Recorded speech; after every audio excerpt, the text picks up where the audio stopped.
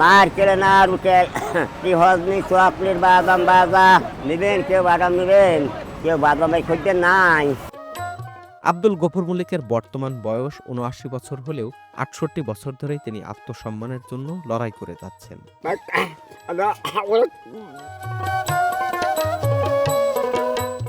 জন্ম থেকে চোখের আলো না থাকায় শৈশবে তিনি সংকল্পবদ্ধ হন যে জীবনে কোনোদিন ভিক্ষা করবেন না। শরীরে যখন জোর ছিল তখন অন্যের নারকেল গাছ থেকে নারকেল নামিয়ে দিয়ে যা পেতেন তা দিয়ে নাড়ু বানিয়ে বাছে ও ট্রেনে বিক্রি করতেন। শৈশবে একদল ব্যবসায়ী তার পিতাকে পরামর্শ দিয়েছিলেন ছেলেকে আরবি শিক্ষা গ্রহণ করাতে।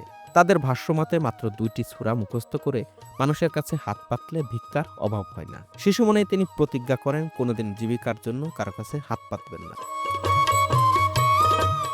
ভিক্ষার জন্য না হলেও তিনি আরবি ও কুরআন ঠিকই শিখেছেন এবং জেনেছেন নবীর শিক্ষা করিও না ভিক্ষা। তিনি আজও মহানবীর শিক্ষাকে বিশ্বাস করেন এবং হৃদয়ে ধারণ করেন।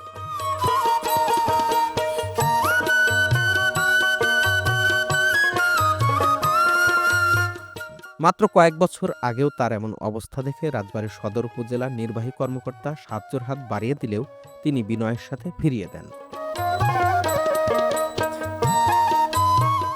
আত্মসম্মানে বলিয়ান এই কর্মবিদ চাননি কোনোদিন কারো কাছ থেকে দুহাত পেতে কিছু নিতে। শরীরের শক্তি কমে যখন একদম নিস্তেজ হয়ে পড়েন তখন আমি তাকে নিয়ে প্রতিবেদন প্রচার করি। তখন দেশ ও দেশের বাইরে থেকে হাজার হাজার মানুষ সাহায্যের হাত বাড়িয়ে দেন। আজ আমি যাচ্ছি তার বর্তমান অবস্থা দেখতে। এমন একজন আত্মমর্যাদায় বলিয়ান মানুষের কথা শুনলে মন যতই খারাপ থাকুক অথবা হতাশায় নিমগ্ন থাকি না কেন মুহূর্তেই সব দূর হয়ে যায়। কার কণ্ঠ? আপনার মামা। মামা? হুম, কোন মামা? ইনাট মামা। ওরে আল্লাহ!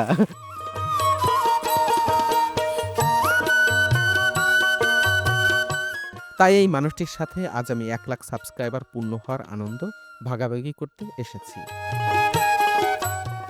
বাপের কাজ করছেন? তাই? হুম।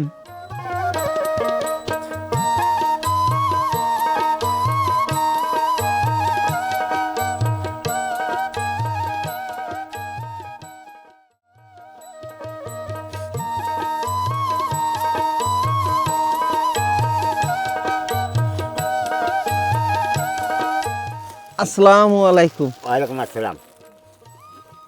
কে আমি? হ্যাঁ, কার কণ্ঠ? আপনার মামা। মামা? হুম, কোন মামা? ইনাট মামা। ওরে আল্লাহ! মনে আছে মামার কথা? হ্যাঁ, মন থাকবে তো। এই সবগুলি মা, এই যে এদিকে আয়, বলে ভালো মতো পরিষ্কার দেয়। মানে ব্যাপার হচ্ছে কি না, এই আমার যে মামির বাপ বুঝছেন, হুম। তার নাম ছিল অলগা ইয়াকুব মোল্লা। হ্যাঁ। আবার আমার যে মা চাচা, হুম। তার নাম ইয়াকুব মোল্লা। হ্যাঁ।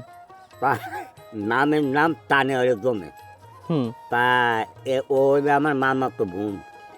আচ্ছা। তা আমি করলাম যে আমারও মামা তোকেরও মামা। এই আমার কি হয়েছে? সিরাটা খুলে বাবু একটা গাছ কান দেখে? দুঃখ করতেছে, দুঃখ হয়েছে।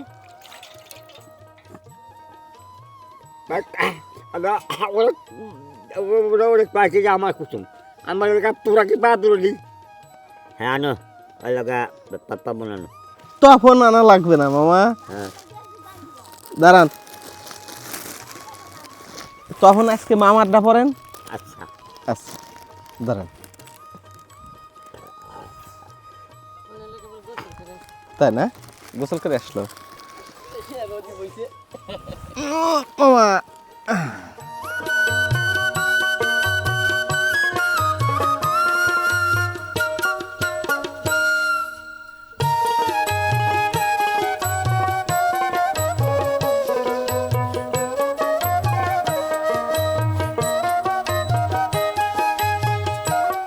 মক্কা বাদ গ্রামের হিসেবে মানে যে এই ২ বছর আলু ওই জ্যৈষ্ঠ মাসের ৪ তারিখে হুম। এই মানে যে রাত্রি শুয়ে এনেছি, হুম।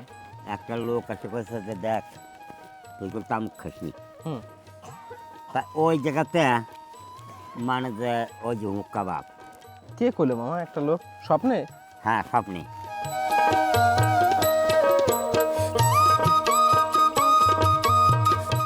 প্রায় 2 বছর আগে আমার ইউটিউব ও ফেসবুকে ভিডিও প্রকাশিত হওয়ার পর আপনারা সাড়া দিয়ে সহযোগিতার হাত বাড়িয়ে দেন। গত ভিডিওতে একটি পর্যায়ে তাকে মোবাইল কিনে দিয়েছিলাম এবং একটি বিকাশ অ্যাকাউন্ট খুলে দিয়েছিলাম। আপনারা এতটাই সাড়া দিয়েছিলেন যে রাত 12টার পরে মাত্র 5 মিনিটের মধ্যেই তার লেনদেনের সীমা পার হয়ে গিয়েছিল। অনেকেই কমেন্টে জানতে চেয়েছিলেন যদি সাহায্য ফিরিয়ে দেওয়া হয় তাহলে কেন বিকাশ নাম্বার দেয়া হলো। এর আগে তিনি সাহায্য না চাইলেও যখন জীবন যুদ্ধে লড়াই করতে করতে একদম ক্লান্ত হয়ে পড়েছিলেন তখন তিনি সাহায্য চেয়েছিলেন। যেতে পারবেন টিউবওয়েল পর্যন্ত মামা? হ্যাঁ টিউবওয়েল তো এদিকে না মনে হয়। যে বদনা খুশি ও আচ্ছা আচ্ছা। মানে বদনা হুম বাঘ পরিবার কুত্তে খায়, হুম। মানে কুত্তে খাওয়া বদনা কোনো কখনো ই করবে না। কুত্তের খাওয়া পানি ব্যবহার করলেই বেবি হয়। অজু তো হবে না তাই না মামা? হ্যাঁ অজু তো আর হবে না। হ্যাঁ আমি ওই যে কলতে উজু করিয়ে মানে কাঁসার বদনা কিনছি উজু করার জন্য, মানে বাইর করিয়ে চোরের জন্য। তা আমি উজু করি কলে, কলে উজু করিয়ে এই বদনায় পানি দিয়ে পাও বুই।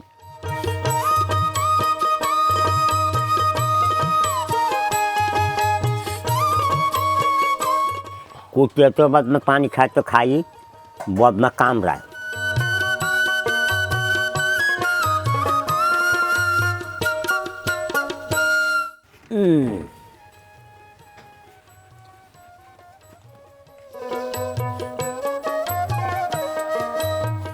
ওনার এত বয়স হয়েছে যে একদম কুজো হয়ে গেছেন, পাশাপাশি চোখে দেখেন না।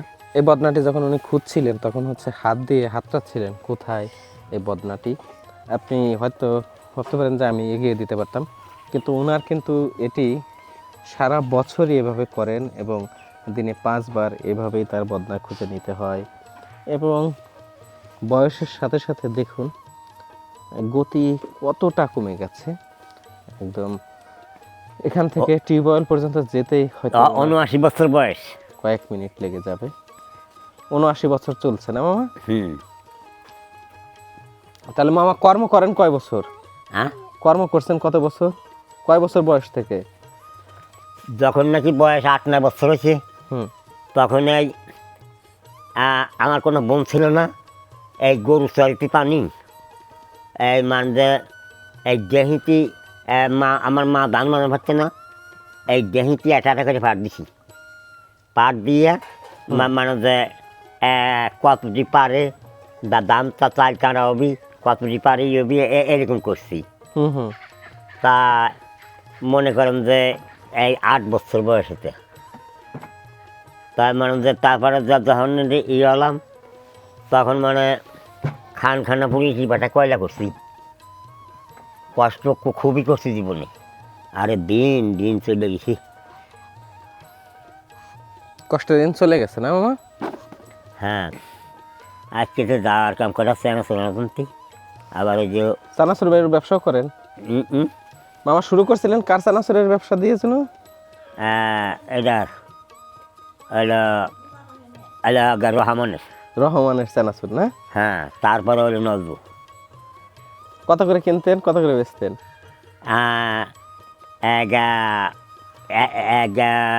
চার পাই করে কিনতাম, 5 পাইকারি বেচতাম। আচ্ছা আচ্ছা। 100 চানাচুরি 1 টাকা লাভ।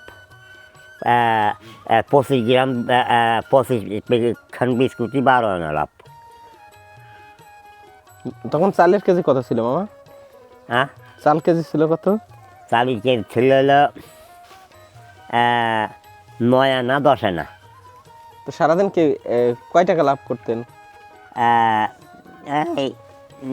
গুড়ি গাড়ি বেচতে 12 আনা লাভ হতো। তাই না? 1 কেজি চাল কিনতে পারতেন আর বাজার সদাই করতেন, এই তো? তখন কি এই মামি ছিল?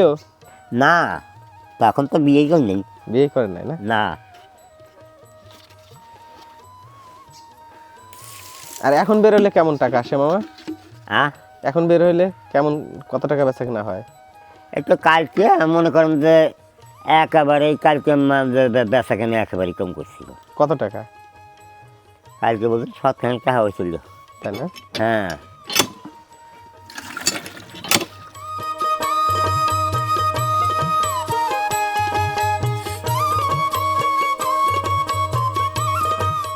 এটি আব্দুল গফুর মল্লিক কাকার ঘরের বর্তমান অবস্থা।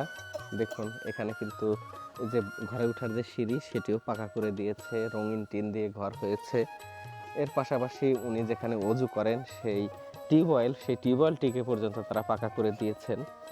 যে আপনারা একটি ভিডিও দেখে এতটা সাড়া দিয়েছেন, যার ফলে একজন মানুষের জীবনের যে তার যে এই বয়সে যে লড়াই সংগ্রাম, সেই সংগ্রাম থেকে আপনারা অনেকটাই মুক্ত করে দিয়েছেন। একজন মানুষ তিনি এই ভিডিও প্রচারিত হওয়ার পরে, আপনারা সাড়া দেওয়ার পরে বাংলাদেশের একদম উচ্চ পর্যায়ের মানুষজন তাকে দেখেছেন, তার জন্য অনুদান পাঠিয়েছেন।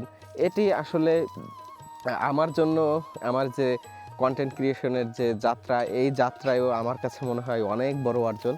এর পাশাপাশি যে মানুষটির জন্য কাজ করেছিলাম, সেটি আমার কাছে মনে হয় যে না, আমি যে কাজটি করেছিলাম তার ভাগ্যের যে উন্নয়ন সেটি হয়েছে, এটি আমার জন্য সবচেয়ে বেশি ভালো লাগে।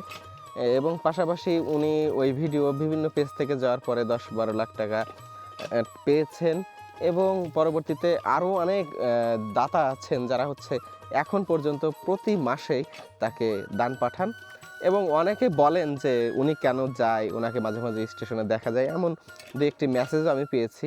আসলে ওনার হচ্ছে যে এই ছোটোবেলা থেকে এই রেল স্টেশনে উনি যাওয়া আসা করেন, এখানে বেচা কেনা করেন, এখানে তার একটা পরিচিত মানুষ রয়েছে, তার একটা গণ্ডি রয়েছে, যার জন্য উনি যখন এখানে যান তখন কিন্তু উনি ওনার চেনা মানুষগুলোর কণ্ঠ শুনতে পান। এটি শুনে তার খুব ভালো লাগে, তিনি এজন্যই হচ্ছে আরও বেশি যান। এই বয়সে ওনার হাঁটতে চলাফেরা করতে অনেক কষ্ট হয়। আবার মনের জায়গায় যদি বলুন তাহলে কিন্তু খুবই শক্ত একজন মানুষ, যিনি আমাদেরকে আত্মসম্মান শিখিয়েছেন। এখনও টিউবওয়েল চেপে উনি অজু করছেন, এবং এই যে তার ঘর থেকে এই টিউবওয়েল পর্যন্ত আসতে একদম ঘড়ি ধরে 5 থেকে 6 মিনিট সময় লাগে, এবং আসা যাওয়া প্রায় 10-12 মিনিট সময় লাগে। এই সময়ের মধ্যে উনি প্রতিদিন অজু করেন 5 বার নামাজ পড়েন। আল্লাহর দরবারে যে শুকরিয়া বা তার যে প্রার্থনা, সেটি করতে ওনার কখনো দেরি হয় না।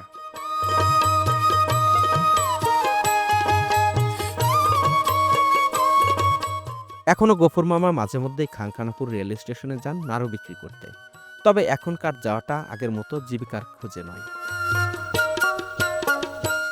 রাজবাড়ী জেলার পাচুরিয়া ইউনিয়নের খোলাবাড়ি গ্রামে জন্ম নেয়া এই মহাবীরের পুরোটা সময় কেটেছে এই স্টেশনে মানুষের সাথে কথা বলে। তাই উনি মানুষের কণ্ঠ শুনেই তাদেরকে চিনতে পারেন। এতে যে মানুষটির সাথে কথা বলেন সেই মানুষটিও যেমন খুশি হয়, তিনিও বেশ আনন্দ পান। যদিও এই বয়সে এই কাজটি করা বেশ ঝুঁকিপূর্ণ, তবু আমাদের অধিকার নেই তাকে আটকানোর। আব্দুল গফুর মল্লিক মামা 5 ওয়াক্ত নামাজ আদায় করেন। ভোরে ফজরের নামাজ শেষ করে তিনি শিশুদের মতো চৌকির নিচ থেকে নারকেল বেছে বেছে বের করে আনেন। ঘর থেকে নারকেলের খোসা ছাড়ানোর জায়গাটি মাত্র কয়েক হাত দূরে হলেও তার যেতে লেগে যায় কয়েক মিনিট। বয়সের সাথে সাথে শরীরের জোর কমে আসায় নারকেলের খোসা ছাড়াতে গিয়ে তিনি রীতিমতো সংগ্রাম করেন। একজন সুস্থ সবল মানুষের পক্ষেও নারকেলের খোসা ছাড়ানো এবং নারকেলের মালা ভাঙতে গিয়ে দম বের হয়ে যাওয়ার উপক্রম হয়। সেখানে তিনি না দেখেই, তার অভিজ্ঞতা ও আল্লাহর উপর বিশ্বাস রেখেই এমন ঝুঁকিপূর্ণ কাজ করেন।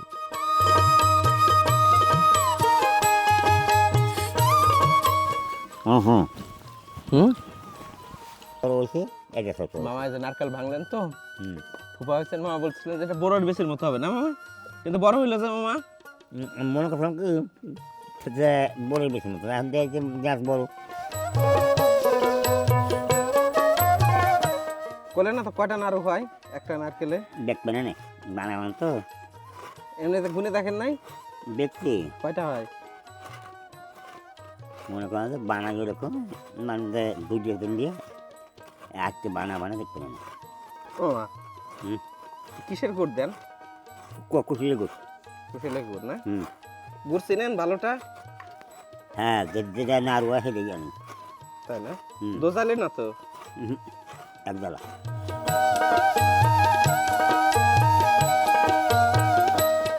আমি এখন এই যে গফুর মল্লিক মামার বাড়িতে এসেছি। ওনাকে দিয়ে আমি 3-4 বার ভিডিও করেছি। সর্বশেষ একটি ভিডিও আপনারা পছন্দ করেছেন এবং ফেসবুকে প্রায় 40 মিলিয়নের মতো ভিউ হয়েছে। এর পাশে সুন্দরবন পর্যন্ত গেছে। হ্যাঁ, এবং অনেক জায়গায় পৌঁছে গেছে। মামা বলছে সুন্দরবন পর্যন্ত গেছে, বিদেশেও গেছে না মামা? হুম। তা এটি ইউটিউবে খুব বেশি ভিউ না হলেও ফেসবুকের মাধ্যমে, দুটাই সোশ্যাল মিডিয়া, অনেক মানুষ দেখেছেন এবং তার ভাগ্যের যে পরিবর্তন হয়েছে এটি আমার খুব ভালো লেগেছে। আজ তার বাড়িতে 1 লাখ সাবস্ক্রাইবারের যে সেলিব্রেশন সেটি আমি করতে এসেছি। এখন এই যে আমরা এই বাতি দুটো জ্বালিয়ে দিচ্ছি। আসলে আমার খুব ভালো লাগছে যে আমি একজন মানুষের জন্য কাজ করার চেষ্টা করেছিলাম, সেটি যে ওটা কি? আল্লাহ কবুল করেছেন। ওটা কি? এই যে মামা ধরেন, হ্যাঁ। আমরা মামার সাথে যে কেক কাটছি। আলহামদুলিল্লাহ, বিসমিল্লাহির রহমানির রহিম। ওকে। আরে না দেরি হয়েছে মামা। মামা কেক খাইতে মন চাচ্ছে? দেন হ্যাঁ, দেন দেব? দেন। আচ্ছা, দিচ্ছি মামা। আচ্ছা, ওটা কি জানাছিলেন? মোমবাতি মামা। হ্যাঁ, করেন তো মামা। বাপের কাজ করছেন? তাই? হুম।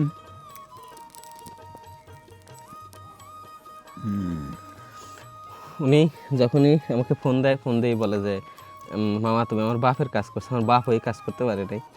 যাই হোক, তার কথা শুনে আমার খুব খারাপ লাগে এবং পাশাপাশি ভালো লাগে যে না, ওনার যেটা আমি চেয়েছিলাম, ওনার পরিবর্তন, সেটি আল্লাহ কবুল করেছেন, হয়েছে।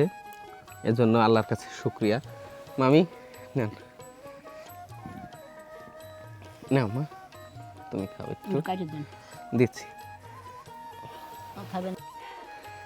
সবচেয়ে মামা। বেশি ভালো লাগছে যে ওনার দীর্ঘ জীবনের একটা আশা ভরসা আল্লাহ পাকের রহমতে আপনার ধারায় পূরণ হয়েছে। আচ্ছা, যে কিছুদিন আগে বললেন না যে আপনি বাপের কাম করছে, হ্যাঁ, হয়তো ওনার পিতা বেঁচে থাকলে হয়তো বা সেই আপনার কাছে বলতে পারতো, একদম গর্ব করে বলতে পারতো যে আমার ভাইস্তে বা আমার বাগান করছে এই কাজটা, তুমি যা পারো নাই। আচ্ছা আচ্ছা মামা, হুম। তাহলে আমার জন্য দোয়া করেন। হ্যাঁ, আচ্ছা, আল্লাহ ব্যবসা।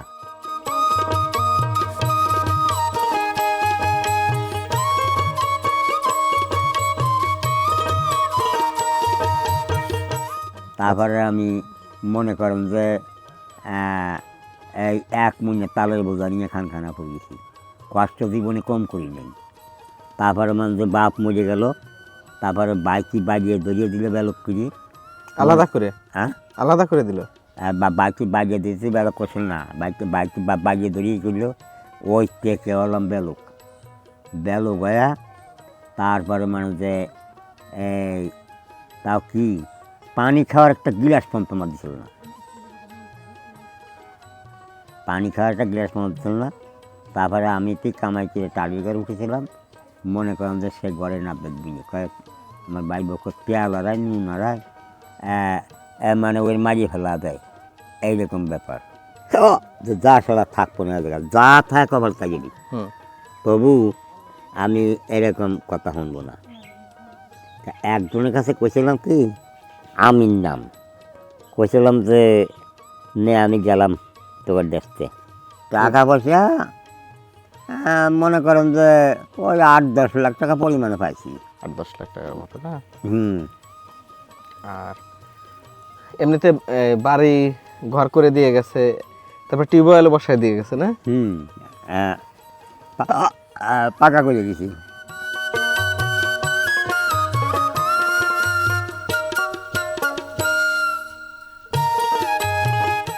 নারকেলের নাড়ু বানিয়ে ছোটেন খানখানাপুর রেল স্টেশনে। এটি তার সারা জীবনের অনুশীলন ও অভ্যাস।